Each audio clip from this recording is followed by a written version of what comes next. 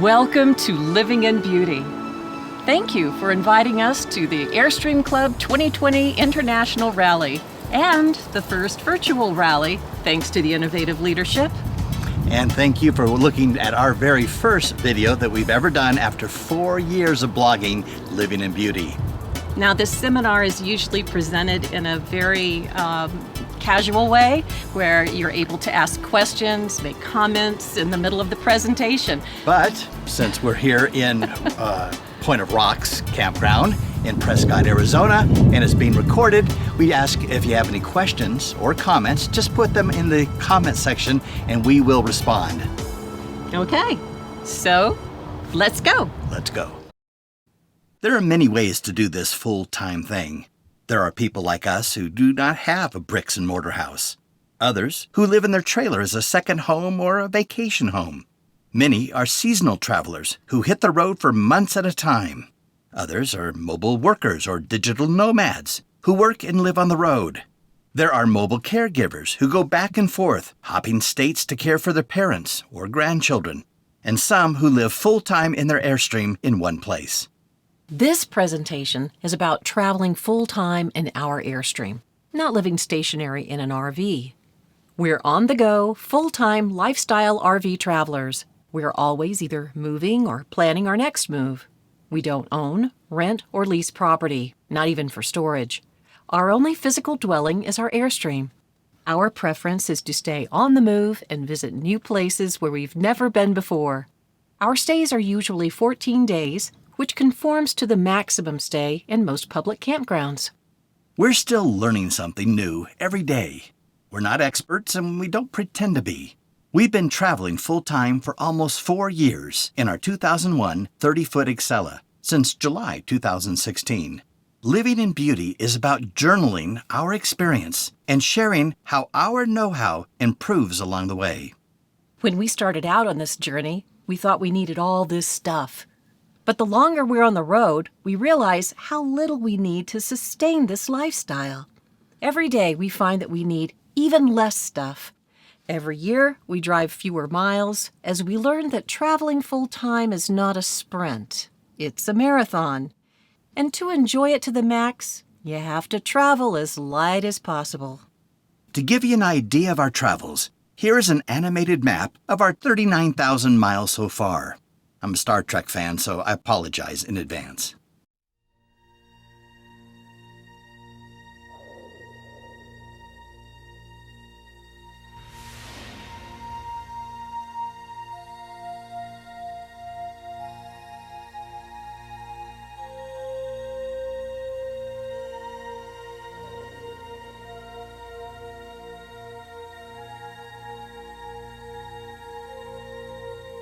Lib.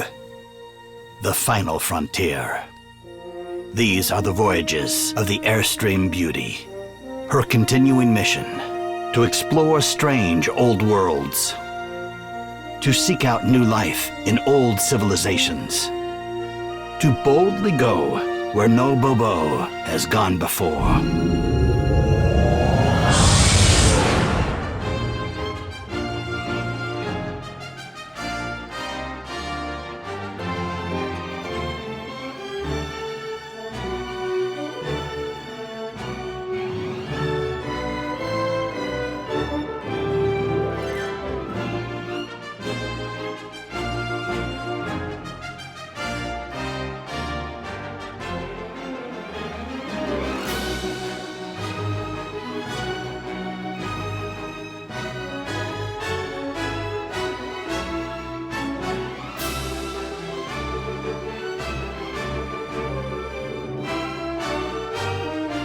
Seize the time. Live now. Make now always the most precious time. Now will never come again. Since we can't answer questions like we normally do, we'll keep to our agenda. Why Airstream? Why here? Why now? Our story, mini documentary, stats and costs, tips and takeouts, what we have on board, common questions, and then the Q&A in the comments section. Why Airstream? Those who own an Airstream understand why we chose our trailer. We're not static. We move all the time. Airstream facilitates a rigorous travel lifestyle. Because of its quality, safety, easy towing, and sleek form, it's been an American icon since the 1930s. And we benefit from the group support from the Airstream Club and its members. Since this is an Airstream rally, where Jim and I usually host an open house, please, won't you step in?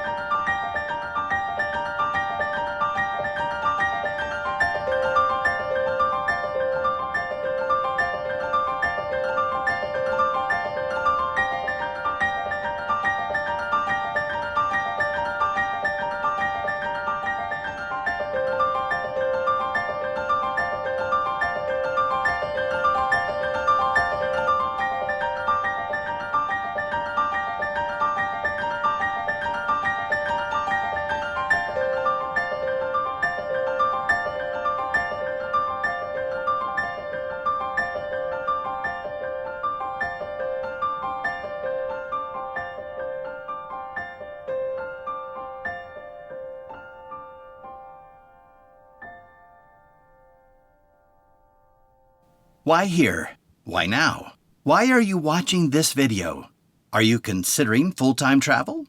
Perhaps this is your first year on the road. Some of you have probably been traveling full-time for years, maybe longer than we have. As we accumulate information, we are sharing so you can take it on the road. After all, everyone is on a journey. Great opportunities and unexpected developments will always present themselves. That's life. We try to accept the unknown as a place to explore. We've been married for 45 years, We have a 31-year-old son whom we raised in Coronado, California. We bought our Airstream Beauty in April of 2015. In January of 2016, I began blogging about our plans to begin living in Beauty and travel full-time for an undetermined period of time with no particular destination. We moved into Beauty full-time in April of 2016 while we were in a long escrow. We closed escrow and finished selling all of our possessions by May 2016, and we began traveling full-time just a few weeks after Jim retired in July 2016. I've been a professional magician, bookstore owner, live theater CFO, and medical society CFO. I've been a magician's assistant, bookstore owner, actor, writer, and voice artist. How we got here is all a blur now. The real-life details of how we began living in Beauty fade more and more as we live this fantasy life. But we can tell you this: fantasies can't be planned. Miracles don't just happen. Space must be provided so dreams can materialize. All we did was make space. Good fortune and tons of research made it possible. Living in Beauty is all about capturing a feeling that came over us just before our annual 2-week vacation was up. Let's just live like this all the time, day to day, with a childlike sense of discovery. Our vacation style has always been to go lightly equipped. If we don't know the language or culture, all the better. No travel schedule is a necessary luxury. Like when we cycled the circumference of Prince Edward Island in our early 30s, and cycled and tent camped through the Loire Valley of France, and backpacked and cycled Europe with our homeschooled son. Our favorite home away from home was the family tent in Yosemite National Park. For a decade, while Jim's mom was in assisted living, Yosemite was the farthest we dared stray from Coronado. This photo is from our last camp there. We look tired. That's because we probably didn't get a good night's sleep. We both have arthritis from heaving boxes of books for 17 years. Even the best airbeds didn't serve. So, when Jim's mom passed, the Airstream dream began to form. And when we found the Airstream, we gave up our house. We felt like geniuses when the idea sank in. Hey, why not sell our property and travel full-time? Totally naive to the fact that we were embarking on a worldwide movement called Location Independent Mobile Lifestyle. Our first year on the road, a national corporation, Best Buy, asked to film our story. They joined us as we were passing through Virginia and documented our story to explain to the business community about the growing number of retirees who access technology to facilitate the broadest recreational travel goals since, Western expansion, including full-time RV travel.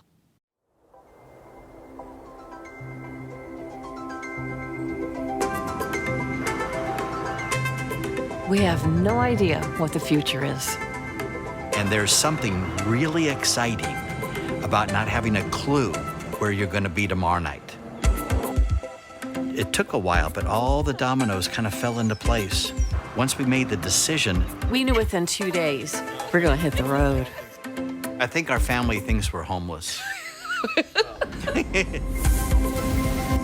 There's something about being out in the middle of nowhere, and what you're seeing is not what you saw yesterday. Those might be sheep, not goats. Is that a creek? That's a road. I don't have my glasses. I started the blog to keep in touch with my family and my friends. But we have thousands of people that read each blog post now. It's empowering. We will go someplace and someone will come up and say, I follow your blog, and it's really odd. I mean, we don't have thousands of friends. How are you, honey? It's gorgeous here. We're in the middle of a vineyard. I have this problem. What's my problem, Jim? Every time we go to a place. Oh, she wants to live there. We try to live by the 4-3-2 rule. That is, drive only 4 hours, stop by 3 p.m., and stay at least 2 weeks. I can't think of any other way I'd rather spend my life than this right now. It's incredible. We are the Bobos. And passion lives here.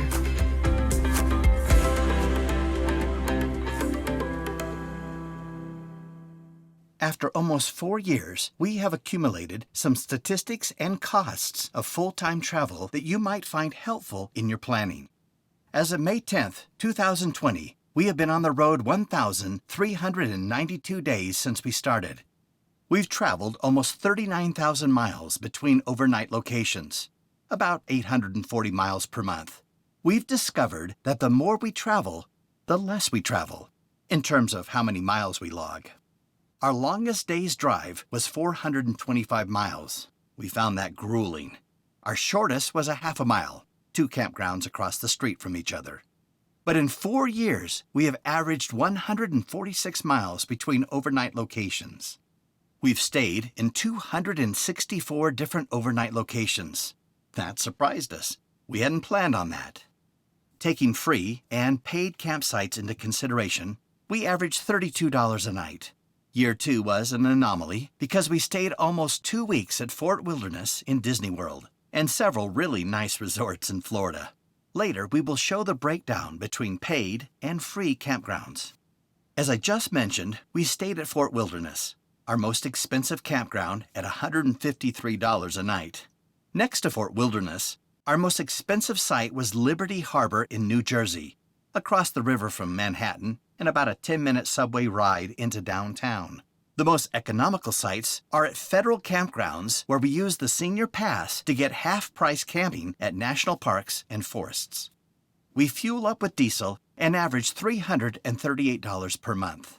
And we get about 13.5 miles per gallon. In the summertime, we hardly use propane, but we average $43 per month. In the winter months, and in cold mountain regions, we can burn through a 7-gallon tank in 2 days. And in the summer, a tank can last a month. Since we blog, we need the internet all the time. Our cost is about $242 a month. We have 3 iPhones, one for me, one for Carmen. We have another iPhone hidden in the Airstream with the Apple app Find Friends. It's constantly activated. So if the trailer is stolen, hopefully the police will find it before the bad guys find the iPhone. We also have a grandfathered plan with a Verizon jetpack that gives us unlimited data, never throttled. Sadly, that plan was discontinued for new applicants in the summer of 2019.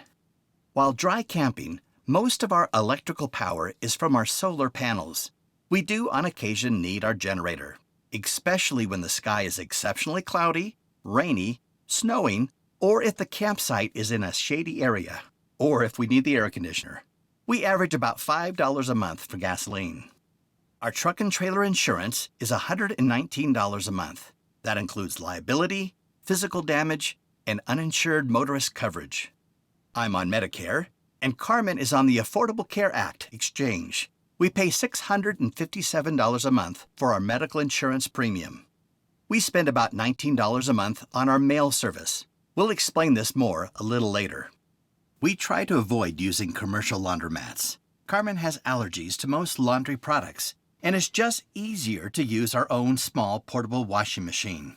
But about once a month, whether due to a cloudy, windy, or dusty climate, or when campground rules prohibit hanging laundry in public, then we are forced to use the dreaded laundromat. For roadside assistance, we use AAA at about $14 a month.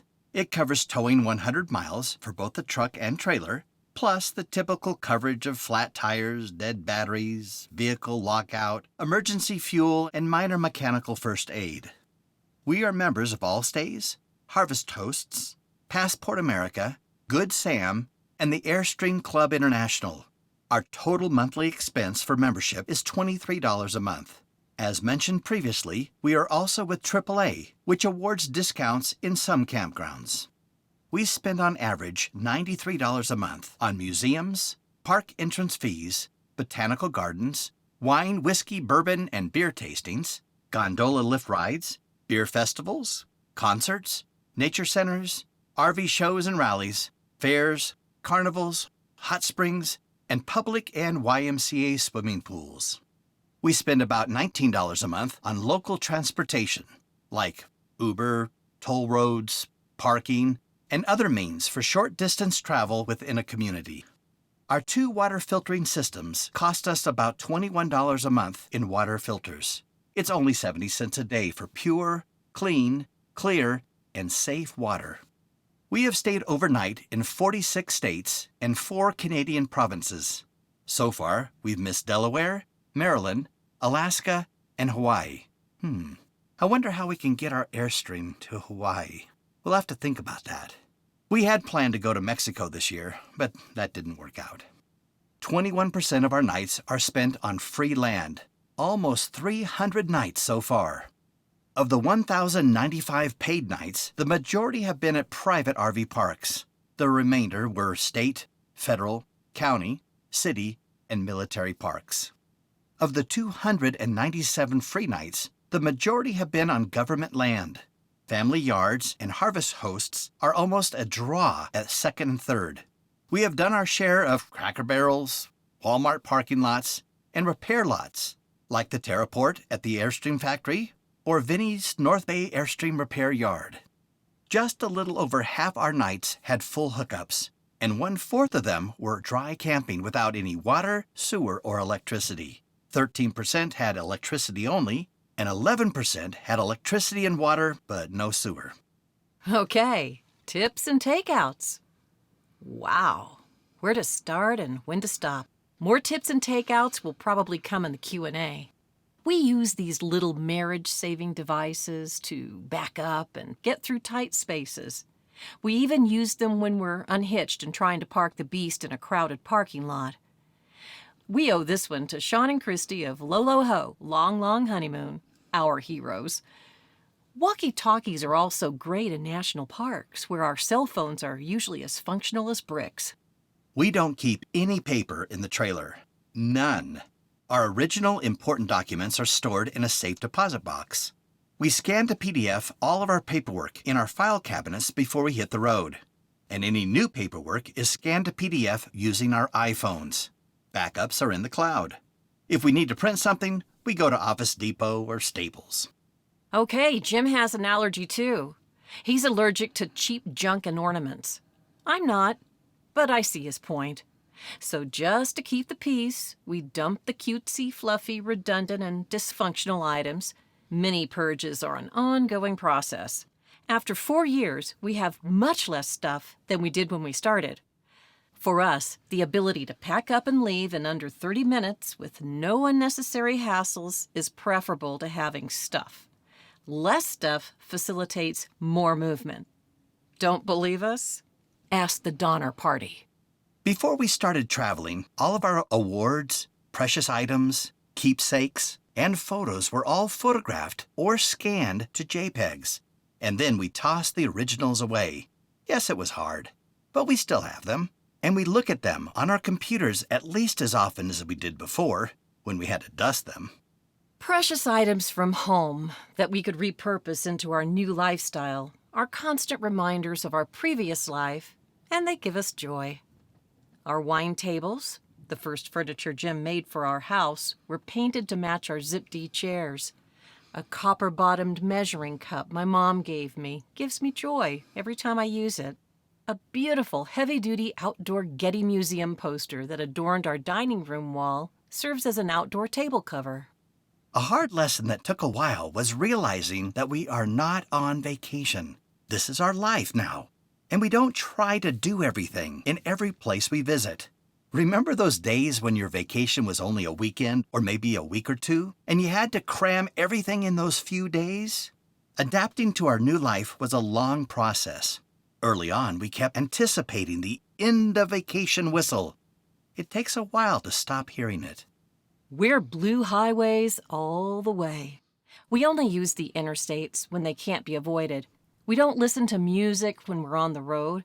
We observe and talk about where we are, watch for deer, donkeys, moose, elk, and distracted drivers, as we look for signs advertising fresh eggs and produce, and scenic pullouts and roadside ma-pa diners. Driving secondary roads is also the best way to find people who have lived in the area for decades, who give advice about the best routes, weather conditions, secret hot springs, and other places unknown to non-locals. To save our sore knees and backs, one of our first purchases was a bed slide for our truck. Everything in the truck bed is easily within reach when needed, without crawling inside the truck.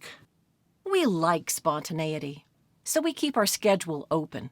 Sure, we plan. That's what Jim did for a living and still does as a volunteer board member.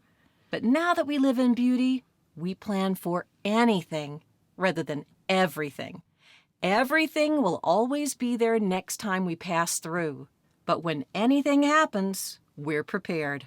The perfect travel plan is boring to us. Spontaneity is key. For snail mail, we love iPostal One. We use this real address for the IRS, banking, driver's and vehicle license, medicine delivery, insurance, voting, everything. It's our official address. You can pick from any address out of 900 nationwide. iPostal One is located in every state and most cities. We lived in San Diego for decades, so we keep San Diego as our official address through our mailing service. Our hitch setup is optimized to avoid problems. The 7-pin cable and the emergency brake cable are threaded through the round headlock pin on the hitch. The other end of the brake cable is Velcroed to the shank. All this keeps the cable centered, flexible, and out of harm's way while making turns as we travel down the road. We always travel with a full tank of water. It comes in handy when we need a cold shower on the side of the highway in 100 degrees in the Mojave Desert because we've had a tire blowout.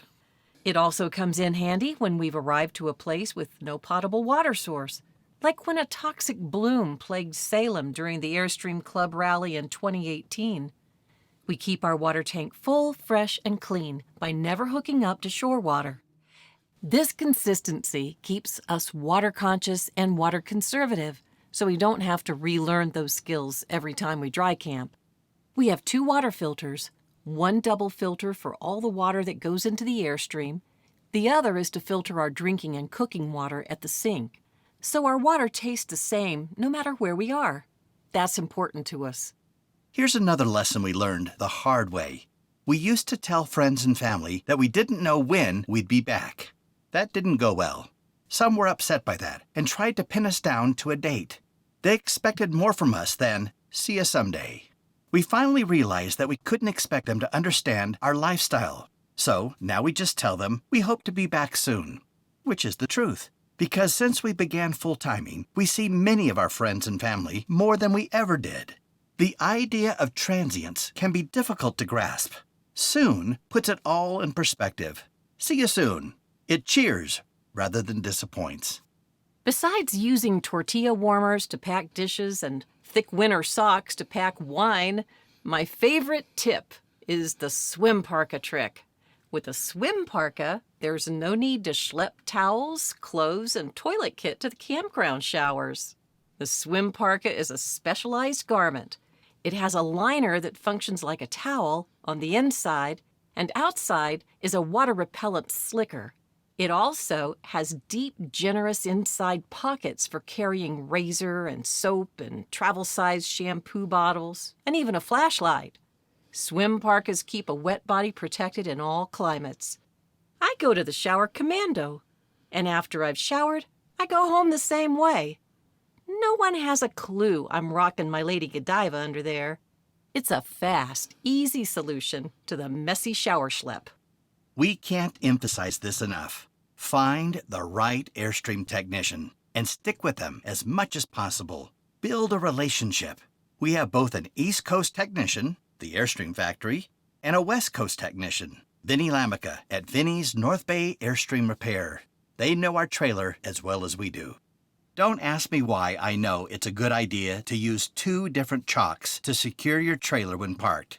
But it does have something to do with jumping behind a 5-ton trailer rolling down a slight decline. I'm lucky to be alive to tell the story. Enough said. Double chalk. We like to pack fast and get a move on, but we always check the list. In the past, we've set off half-cocked and made mistakes that could have been disasters. So we have a checklist, and we never pull out without slowly going over it from stabilizers up to check for critters under the trailer. Our list has dozens of details, and it only takes a few minutes to cover those details before we pull out. If you want to see the list, it's on our website. One of the questions we're often asked is, how do you fit all your gear in your trailer and truck? We have links to Amazon of most of the equipment we use. You can access it on our website under the menu Our Gear. In the interest of time, I'll mention categories instead of individually discussing all 200 plus items. We have over 80 items under kitchen, 24 items under electronics. Trailer and truck maintenance is a lot, 46 items.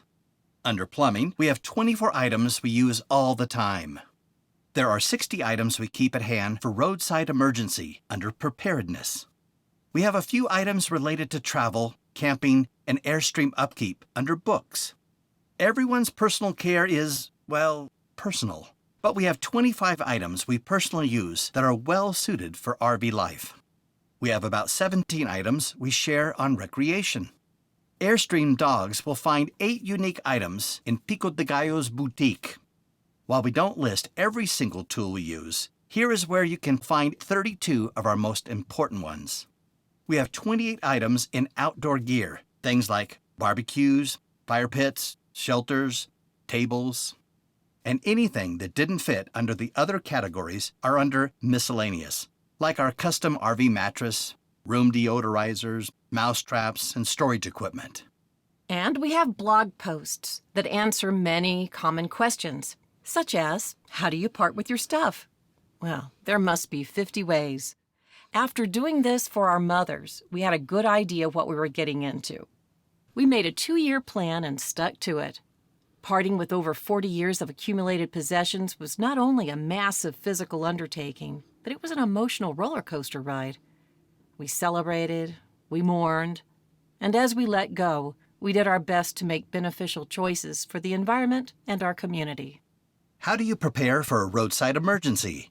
We keep this one updated whenever we find a better item, tip, or technique. Also, there's an ongoing comment section that is constantly being amended. This is our ongoing survival guide. We've had to use this stuff in the most unexpected places and times. Bizarre things happen on the road. We try to be prepared for anything. How do you make coffee while boondocking? In Café Bobo, my dashing barista will take you through the morning coffee dance. What does it cost to travel full-time? We keep travel map and facts up to date every couple of weeks. What if I get locked out of my Airstream? Well, we did. Here's when, where, and how it happened. Most importantly, locked out is about what we did to gain entrance and how we plan to prevent this happening in the future. What if I get locked inside my Airstream? Oh yeah, Trap tells about what happened there. Here's how we handled it. What if my black water tank won't empty? Yep, as new Airstream parents, our beauty got a case of paralyzed poop. In We Met the Enema and It Is Us, we explain how we loosened her up and got her moving again. How do you conserve water while dry camping? Water is a post that offers tips and suggestions on how to survive up to 14 days on a tank of fresh water and some water filtering tips. What are some of your favorite campsites? Hey, we like nice places, so we share. In campground reviews, we don't bogart information because we're afraid of a place being overwhelmed. First, our little blog is not the New York Times. Second, the world is a big place, and not every place is for everybody. And, let's just face it, campers are not immortal. In 4 years, we've never had a night without a really good campsite. Seldom have we been turned away, and when we were, we usually found a better place. Or at least one that was just as good. There's plenty for everybody. We're proud sharers, and Campground Reviews is where we list some of our favorite places. How do you handle a tire blowout? In our first month on the road, we had a tire blowout. In The Blowout of Destiny, we explain how we were on our way to get new wheels and truck tires at Vinnie Lamica's, but we didn't quite make it. How do you add solar power and an inverter? In Vinny Lambica and that lucky old sun, he let us take pics and blog about how he installed our solar and inverter. There's also an audio interview with Vinny. A year after the initial installation, we asked Vinny to upgrade Beauty with bigger batteries and more solar panels. Hot Stuff shows what our solar setup is right now. What kind of flooring did you install? We've had organic cork flooring for more than 2 years now, and it looks as beautiful today as it did when it was installed. We're Floored explains how we did it in 3 days from start to finish. How far do you travel in a day? Groove into the 432 talks about the 432 rule of traveling no more than 4 hours a day, stop by 3 p.m., and stay 2 weeks. The Elephant in the Trailer explores, why start now? Before you're 65, before Medicare. Because we're going to die, and perhaps sooner than we'd planned. We can't know for how long we'll be able-bodied. Life isn't a dress rehearsal. They say the only thing we can be sure of is death and taxes, and some people don't pay taxes, so death is truly the only thing we can be sure of. Our door to joy is firmly hinged on a constant awareness of our mortality. What kayaks do you use, and how do you store them? I think it was a bit of a miracle that we found these kayaks when we did. We don't get a commission from Advanced Elements or Air Kayaks for recommending these amazing boats in our blog post, Our Kayaks. And everybody asks, what do you have in storage? Well, we tried to store things, but it wasn't meant to be. The blog post, It's Just Stuff, is about how we lost our most precious items in my dad's house fire. Fortunately, we had a photographic document of the lost items, so now we have nothing in storage. How do you store all your gear in your truck? Beast of Burden explains our storage philosophy along with photographic examples. What bloggers do you guys like? Well, we like Frank and Debbie DeBona, Caitlin Colt Battles, Jim and Deborah Koch, Illuminarium, Man in the Maze, and Lolo Ho are some of our favorite Airstream bloggers. Airstream Addicts on Facebook and Air Forums are also helpful. We like to read about full-timers and part-timers. We also follow some RV bloggers who inspire us. From places to go, better ways to do things, how to be safe. Everyone has something to offer, and so do you. So, now it's your turn. Thank you for joining us at Living in Beauty. And if you have any questions that came up during the presentation, please leave them in the comment section and we will respond. Okay, that's it. Safe and happy travels. Bye.